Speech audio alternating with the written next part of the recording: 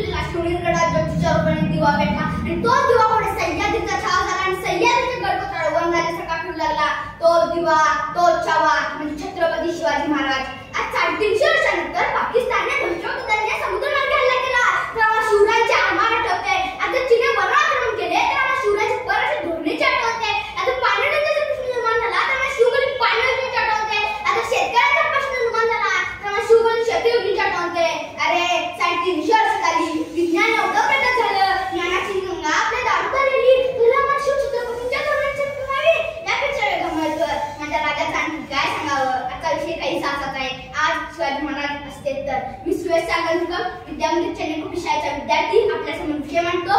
आज शिवाजी महाराज असते तर इथं प्रत्येकाला वाटतं आज शिवाजी महाराज असायला पाहिजे होते, आज शिवाजी महाराज जन्माला यायला पाहिजे होते. पण मी मात्र एकच सांगेन, शिवाजी महाराज जन्माला यावे लागत नाही तर शिवाजी महाराज घडवावे लागतात. आणि शिवाजी महाराज घडवण्यासाठी अगं जिजाऊ जन्माला यावी लागते. पण जिजाऊची तरी समाजात काय अवस्था आहे याची कल्पना यांची काय द्यावी.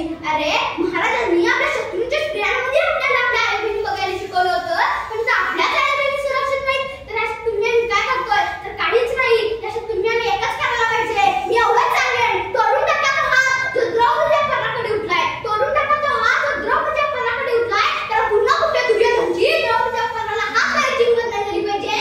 तर पुन्हा कुठे दुर्योधनची द्रौपदीच्या पर्णाला हात लावायची हिंमत नाही झाली पाहिजे. समाजामध्ये स्त्रियांवर अत्याचार, बलात्कार, वाढती महागाई, मूळवर केलेली गलिच्छ राजकारणाने समाजाच्या पुढे निर्माण झाला जातो प्रश्न शेतकरी आत्महत्या. आज महाराज असते तर त्यांनाही प्रश्न पडला असता, अरे हीच का ती माती तो उभं केलं होतं हिंदवी स्वराज्य, हीच का ती माती गोवाड्याची कुतुबशाही, विजापूरची निजामशाही, दिल्लीची मुघलशाही आणि विजापूरची आदिलशाही शाळेच्या छतावर पाडून निर्माण केलं होतं हिंदवी स्वराज्य. आणि हीच का ती माणसं त्यांच्यासाठी निर्माण केलं होतं हिंदवी स्वराज्य. आज महाराज असते आणि त्यांनी आज या स्वराज्याची अवस्था पाहिली असती तर त्याच्या तोंडून उत्तर निघाले असते, अरे कुठं नेऊन झालं स्वराज्य माझं, कसं घडवलं होतं स्वराज्य, चांगले चित्रापासून ते नर्मदेच्या तीरापर्यंत घडवलं होतं स्वराज्य. आणि आज काय करून ठेवलं या स्वराज्याचं. आज वाटतं महाराज असते तर पुन्हा एकदा घोडेस्वारांनी घोड टोकून किल्ले गेले असते.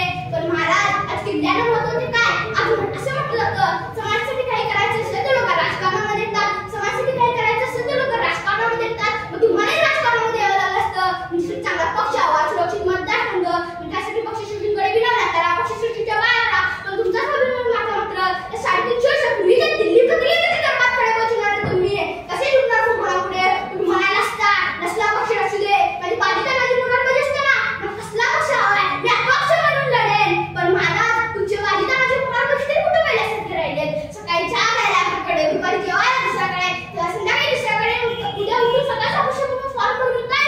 तुम्ही म्हणाला असता नसले बाधिता माझी मुलार पाहिजे नसू दे. 350 वर्षापूर्वी या स्वराज्य स्थापन केलं होतं. पुन्हा याच राज्यासाठी या जनतेसाठी स्वराज्य स्थापन करू, लढू जनतेसाठी, करू जनतेसाठी. पण महाराज ही रयत तरी कुठं पहिल्यासारखी राहिली आहे. शेवटी एवढंच सांगेन, शिवाजी महाराजांचा आदर्श समोर ठेवून आपल्या चरित्र एवढं शुद्ध ठेवा आणि त्यांच्या विचारातला असा एकतरी विचार आत्मसात करून तो प्रत्यक्ष कृतीत उतरवला तर मनाची तर कुठं असतील ते तो अभिमानाने बघतील आणि म्हणतील हीच ती प्रजा आणि हीच ती माणसं त्यांच्यासाठी निर्माण केलं होतं हिंदवी स्वराज्य. धन्यवाद.